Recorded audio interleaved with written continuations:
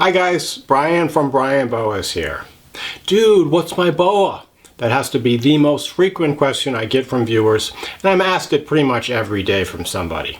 I always see this question all the time on the Facebook boa groups as well. So today I want to give you some perspective on what your boa might be if you're not sure of its identity, as well as discuss why in most cases it's virtually impossible for anybody to tell you with certainty what your boa is just from a picture. And we're going to look at some beautiful boas, so be sure to stay tuned. It seems really common that people acquire boas and they have incomplete information to go with them. So maybe they picked up a boa from somebody who wasn't really sure what it was, or they may have adopted a boa from a local rescue, or maybe they went to a pet store and they're suspicious about the identity that was given to them by the pet store. Or even they feel like maybe they have been scammed because they don't think that the boa they got matches the identity that they were told by the seller.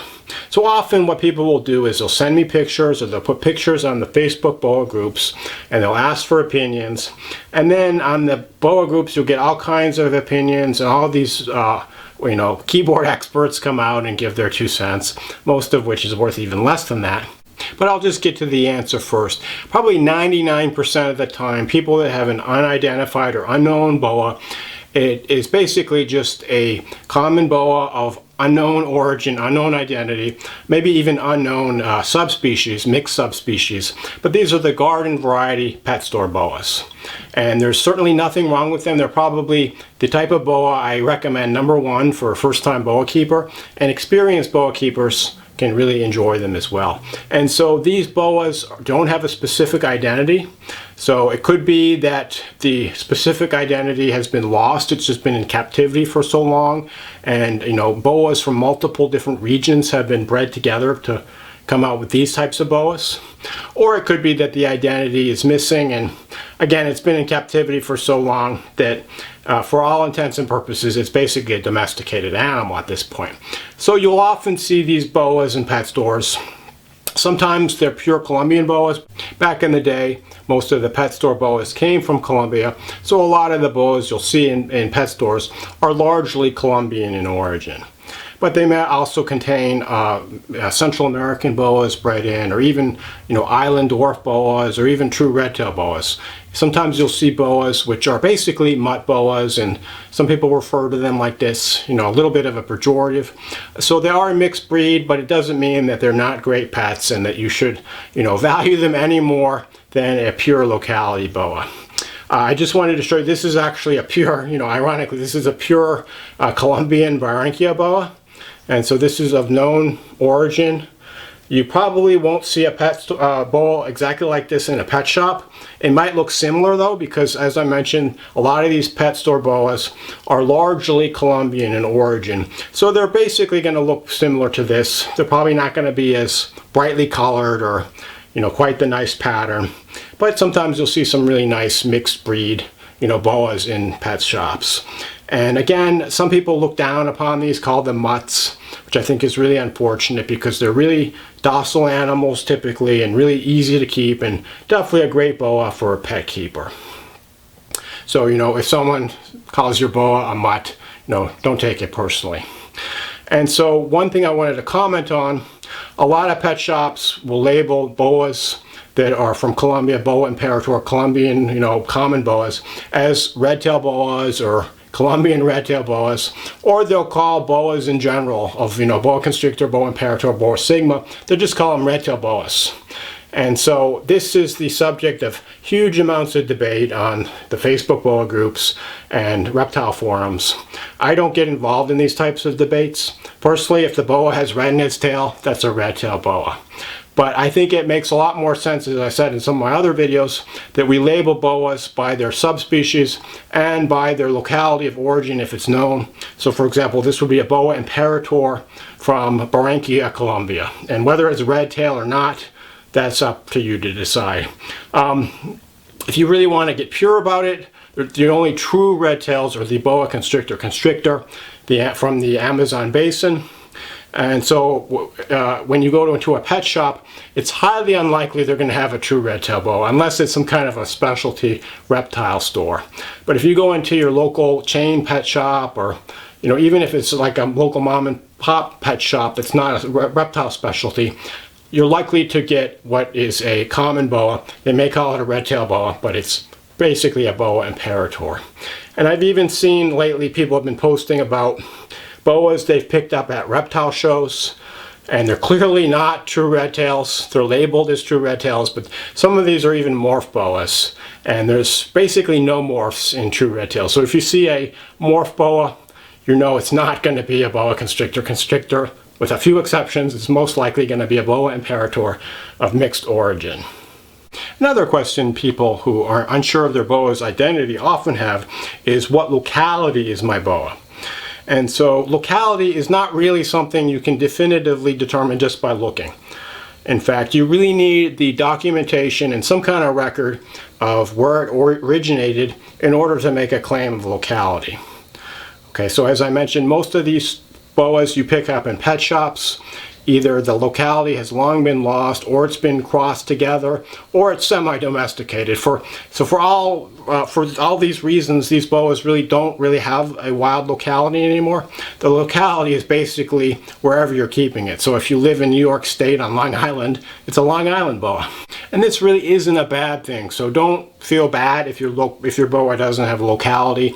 It doesn't mean it's worth less than a true locality boa with known locality. If you have a pet dog, you probably don't worry about your dog's locality. Although in theory, we could trace back tens of thousands of years ago to the wolves from which dogs were domesticated. And if breeders back then had been keeping records, which of course they hadn't, who knows, maybe people could claim that their Cocker Spaniel originated in, Tibet or whatever country it came from. I'm not an expert on where dogs originated. But anyway, the point is that you don't care about your dog's locality. Your dog is basically a domesticated wolf. A lot of these boa constrictors are basically domesticated animals at this point, so they're not going to have a locality. So don't stress about it, don't worry about it. It's a pet boa. The locality is wherever you have it right now. And so another comment I wanted to make, people often are asking about DNA tests for boas because they think, well, you can get your dog's DNA tested and you can determine what breed it is, supposedly. Aren't there tests for boas? And so, although in theory you could have tests made for this type of question, to answer what locality and what breed, if you will, of boa you have, there aren't any commercially available tests that exist at this point. They could, in theory, be developed, but it's unlikely anyone's going to develop these tests anytime soon because there's just not a commercial market, and it would cost probably millions of dollars to get these tests up and running. A lot of people would probably think it's unlikely they're going to get enough return on an investment to make that worthwhile. I will say there are people that are doing molecular genetic studies of boa constrictors. There's even some labs that do some kind of molecular testing for hobbyists and boa breeders, but they don't have anything that you can use to identify your boa's ancestry or locality.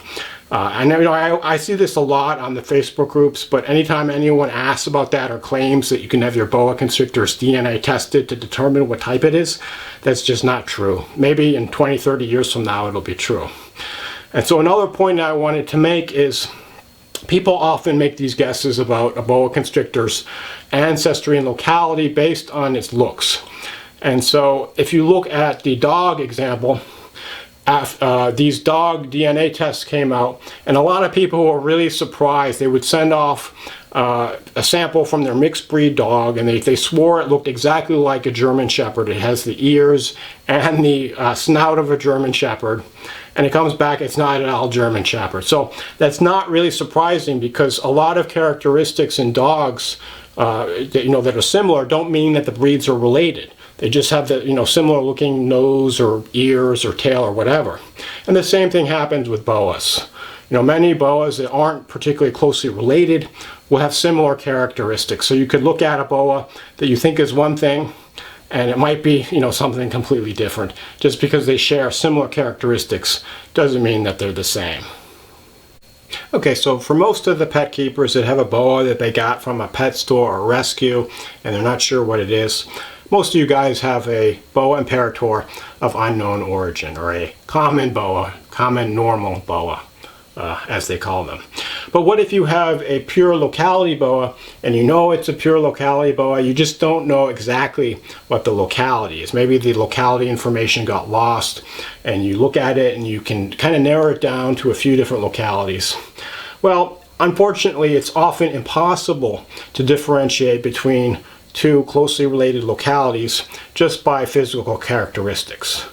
And the classic example of this is the Suriname and the Guyana red-tailed boa. So for all intents and purposes, they're really biologically the same snake. Okay, the same subspecies, boa constrictor. They live in the same area of northern South America. And there's not really any major physical barriers that would prevent them from interbreeding. I mean, there's a river that separates Suriname and Guyana, but the boas don't really have that much difficulty getting across the river. So there's exchange of genetic information between the two countries. So there's really no difference between a locality or between a Guyana and a Suriname boa just based on the physical description. However, to a locality purist, that doesn't mean it's the same thing. And if you have a boa and you have known documentation that it came from Guyana, that's a Guyana red-tailed boa. I didn't tell you what this is. This is a Suriname red-tailed boa, but there's really no way you could have known that just by looking. It could be from Guyana, it could be from French Guiana, even from northern Brazil for that matter. All you can tell is that this is a true red-tailed boa from the Guiana Shield region of South America. A similar situation exists with the Peruvian true red-tailed boas, of which there are said to be two different localities, the Pucallpa Peruvian and the Iquitos Peruvian true red-tailed boas. But it's impossible to tell just by looking which of the localities that they come from. And as I've discussed in my previous videos, I'm kind of skeptical that there's really any legitimate difference between these two forms.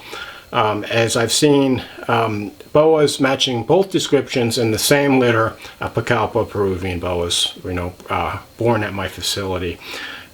In addition, that these are just export cities in Peru. The boas exported from there don't necessarily come from those cities. They can come from hundreds of miles around in the rainforest. So who knows what the true locality is. I think people have come up with this expectation for what they think a Pucallpa or a Iquitos boa looks like, and they selectively bred animals to conform to that description. So it's not necessarily really representative of what's going on in the wild. It's just some hobbyists or boa breeders' impression of what the wild boa should look like.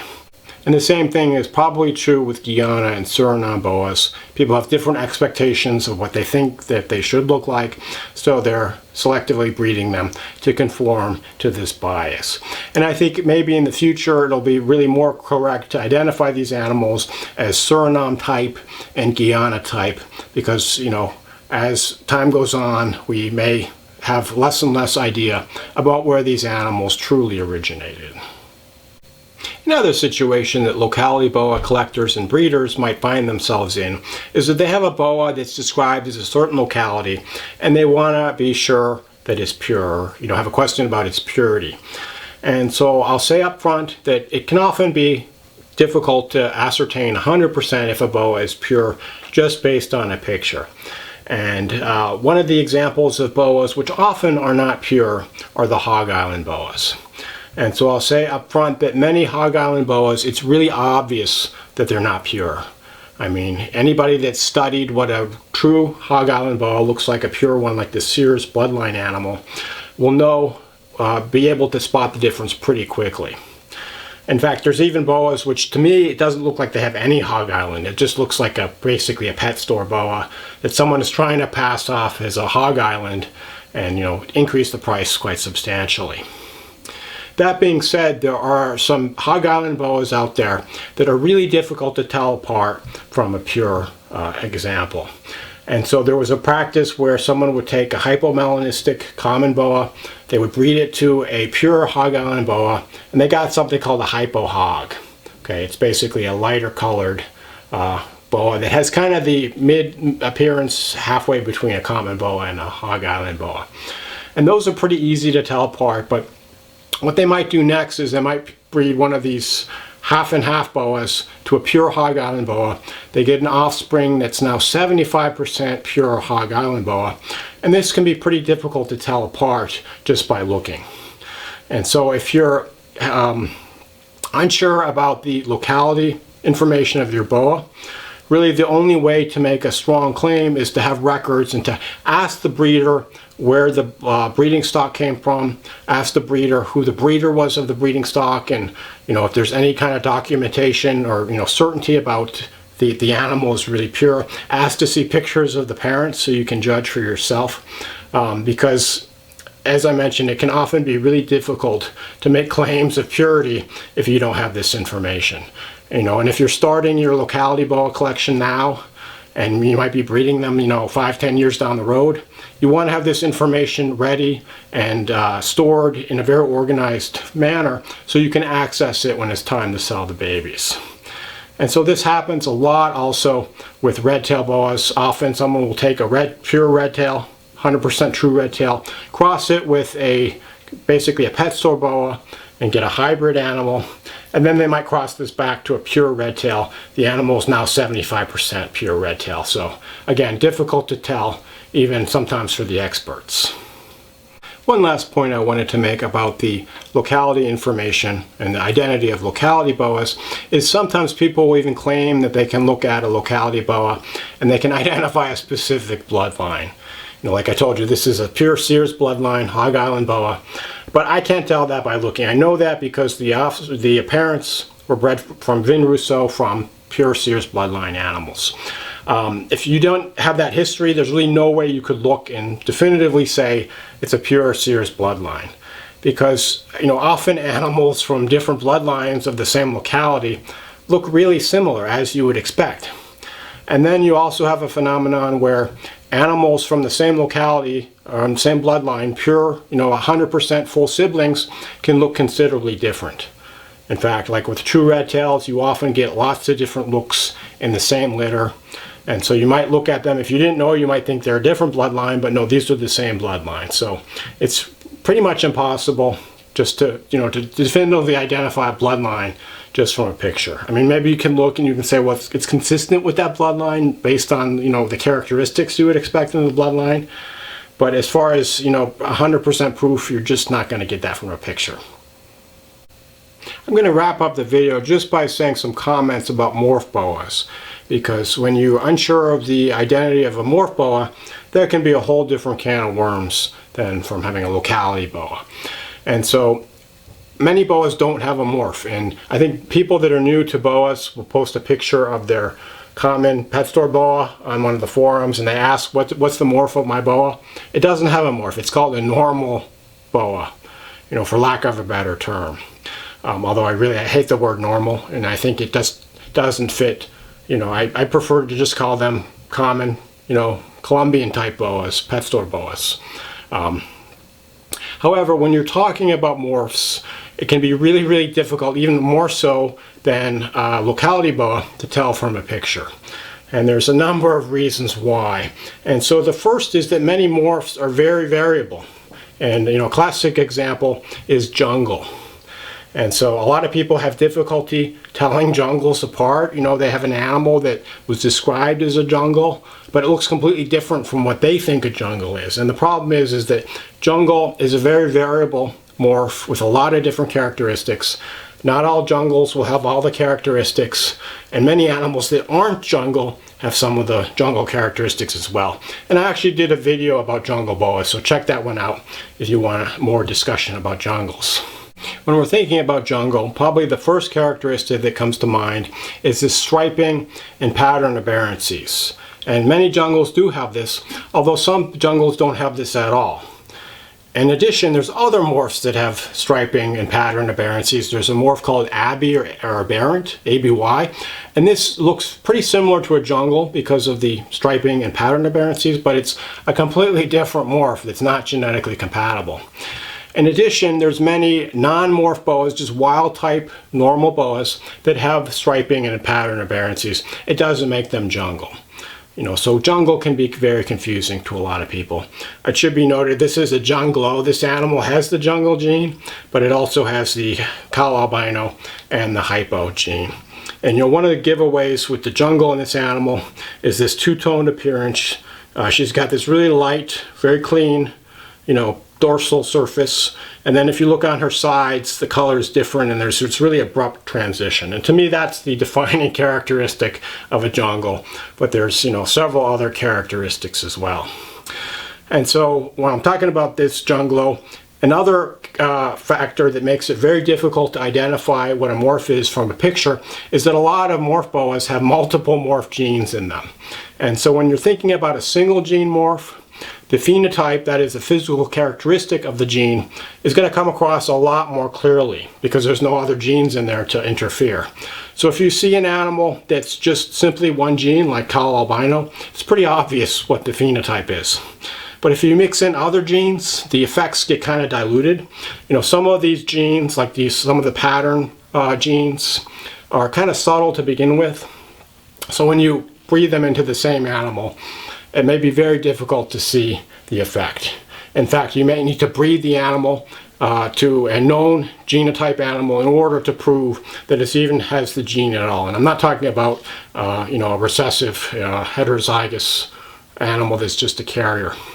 As time goes on, I think people are breeding more and more genes together. You got animals with 4, 5, even 6 genes, which in my opinion is kind of too much. I think maybe 2 or 3 genes looks better in most cases than putting all those genes together. So you might have like a hypojungo, motley, arabesque raptor, and there we're talking about 5 different incomplete dominant genes in the same animal. And so you might see the hypo and the motley contribution, but you might not be able to see the arabesque and the raptor contribution because they're a little more subtle. So it might be very difficult to tell for sure. And so often you see animals where the breeder isn't sure about the genotype and they're describing it as a possible jungle or a possible moron because they can't tell for sure.